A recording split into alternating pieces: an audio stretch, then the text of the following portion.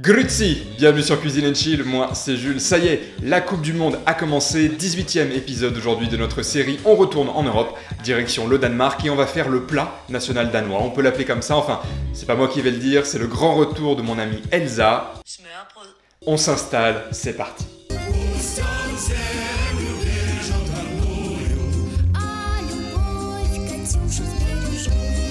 J'ai déjà un peu parlé de la cuisine danoise dans les épisodes consacrés à l'Islande et à la Suède, donc je vous mets déjà les liens en barre d'infos. On y parle notamment d'un chef danois assez connu, René Redzepi, à qui un épisode de la série Netflix Mind of a Chef a été consacré. Ça veut tout simplement dire pain beurre.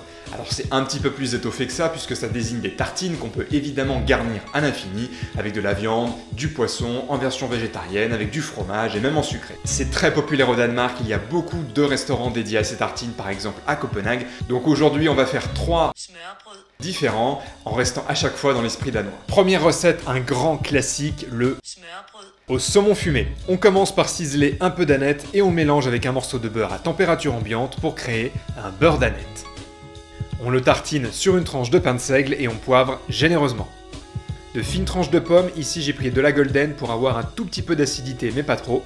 On dépose une tranche de saumon fumé, on asperge un peu d'huile de noix et on décore avec un quartier de citron ou de citron vert, quelques pluches d'aneth et un petit peu de ciboulette ciselée.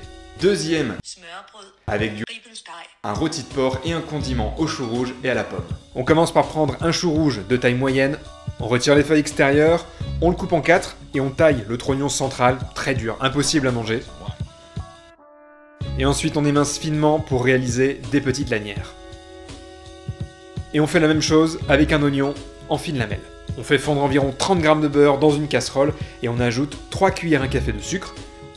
On ajoute l'oignon et le chou rouge et on mélange bien pour recouvrir le tout de beurre et de sucre. On ajoute de l'eau à hauteur, 3 cuillères à soupe de vinaigre, on porte à ébullition et ensuite on baisse le feu pour laisser mijoter environ 30 minutes à couvert. Pendant ce temps, on épluche 3 pommes, je reprends des golden, et on les taille en lamelles. On ajoute au chou rouge, on sale et on laisse mijoter à feu doux encore 1 heure. Au bout d'1h30, les pommes et le chou rouge devraient avoir compoté et on devrait avoir une bonne odeur sucrée-salée.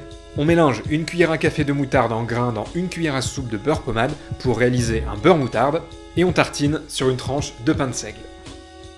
On dépose des tranches de rôti de porc les plus fines possibles et on termine par une cuillerée de compoté de chou rouge. Vous pouvez même, si vous le souhaitez, ajouter un petit peu de bacon grillé. Déjà 2.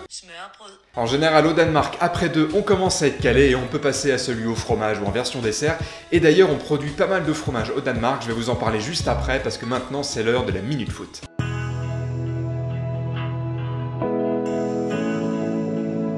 Disons-le tout de suite, l'équipe du Danemark n'est pas la plus réputée d'Europe. Ses belles années et ses coups d'éclat sur la scène européenne et internationale se comptent sur les doigts d'une main, mais il ne leur a fallu qu'une main pour soulever le trophée de l'Euro 92, le seul qu'ils aient remporté à ce jour. Et pourtant le Danemark n'aurait jamais dû remporter cette compétition puisqu'ils n'étaient initialement pas qualifiés, ils ont bénéficié de la disqualification de la Yougoslavie pour cause de guerre et d'embargo. Cette belle histoire commence à dater et le Danemark n'a pas grand chose de plus pour écrire sa légende. Les Danois participeront à la 5e Coupe du Monde de leur histoire et tenteront d'aller plus loin que les quarts comme en 1998, ce qui est à ce jour leur meilleure performance. Ils retrouveront d'ailleurs la France dans le groupe C, un adversaire qu'ils rencontrent quasi systématiquement en compétition internationale, comme c'était le cas à la Coupe du Monde 98 et 2002 et à l'Euro 2000.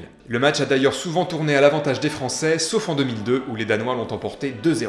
Même sans jouer les premiers rôles en Europe, le Danemark a quand même formé quelques grands talents du football. Le premier d'entre eux est le Ballon d'Or 1977 Allan Simonsen. Mais c'est surtout dans les années 90 que les plus grands noms du football danois vont éclore avec les frères Laudrup, Brian et Michael et l'emblématique gardien de Manchester United, Peter Schmeichel. C'est d'ailleurs son fils Kasper qui lui a succédé dans les cages danoises et qui aujourd'hui est l'un des piliers de la sélection. L'autre pilier de l'équipe est le milieu de terrain de Tottenham, Christian Eriksen, redoutable tireur de coups francs et leader technique de son équipe. Les Danois rencontreront aussi le Pérou et l'Australie dans le groupe C, des adversaires qui sont totalement à leur portée. Dernier, avec du fromage bleu, une des spécialités du Danemark, on l'appelle le Danablu. Ça a un nom de test de grossesse, mais c'est bien du fromage. J'en ai pas sous la main, mais c'est pas comme si la France manquait de fromage bleu, donc on va utiliser du Roquefort. C'est au lait de vache, comme le Danablu. On prend une poire, mûre juste ce qu'il faut, et on la coupe en tranches. Un peu de beurre, doux cette fois-ci car le fromage est déjà salé.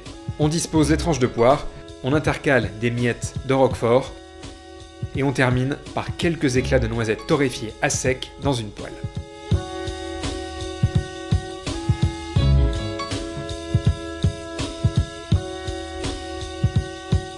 Merci d'avoir regardé cette vidéo jusqu'au bout, j'espère que ça vous a plu. Vous voyez, c'est très simple, on peut vraiment les faire à la dernière minute, donc j'espère que ça va vous plaire et puis j'espère aussi que vous allez avoir envie d'être créatif et de faire vos propres tartines. Si c'est le cas, n'hésitez pas à me les envoyer avec le hashtag Cuisine & Chill sur tous vos réseaux sociaux. Comme d'habitude, si cette vidéo vous a plu, n'hésitez pas à la liker, à la commenter et à la partager.